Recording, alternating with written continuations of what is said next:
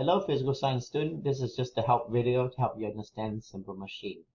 So a machine makes life easier for you by usually using less force to do the same amount of work. But remember, in terms of energy, nothing is free. So even though it's easier, it's going to take you a greater amount of time or greater amount of distance. Okay? So the mechanical advantage of a machine, if you measure it, is the output force that the machine put out compared to your input force. So if I use a screwdriver and the tip is able to put out 100 Newton and I put in 10 Newton, the mechanical advantage will be 10. Another way to predict, ideally, not reality, just an idea, right, of what the machine is able to do is how much your input distance is compared to your output distance. So let's look at some example. So for a lever here, if my input arm here is 5 meter and my output arm is 1 meter, based on this, my ideal mechanical advantage will be 5 divided by 1, which is 5 times. So it'll be 5 times easier or lighter to lift up the load. But in exchange, I have to move this arm 5 meter for every 1 meter that this one will move. Basically, that's the same thing here. I have an input arm that's the bigger radius compared to the output arm, which is the shorter radius.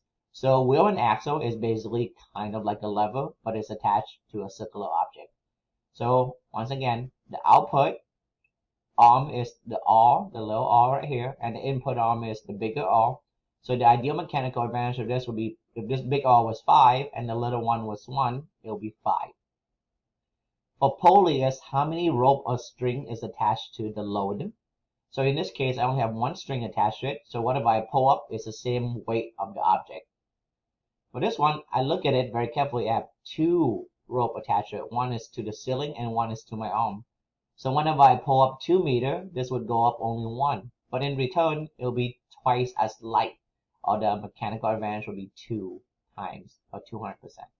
Here, if I look at it, I have 2 pulley rope attached to the middle, and that loops around and it goes up here.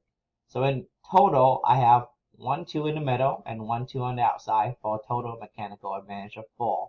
So whenever I pull up 4 meter, this would go up 1 time, but I would only need 1/4 the force. Okay, so once again, work is still the same no matter what. You're just exchanging distance for a lighter effort.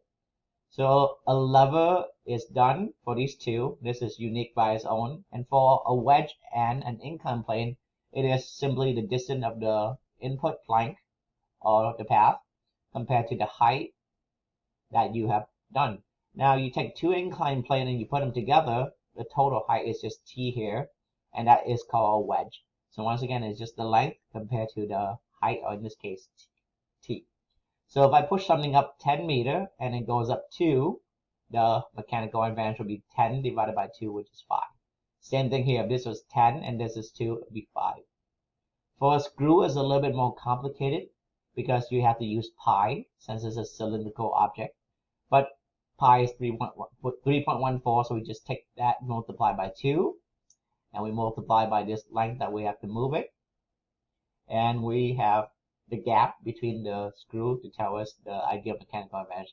That's really hard to measure and do sometimes. Just know that for a screw, the closer the teeth is to each other, the more mechanical advantage you have, because in return you have to twist it more, but you have to use less force.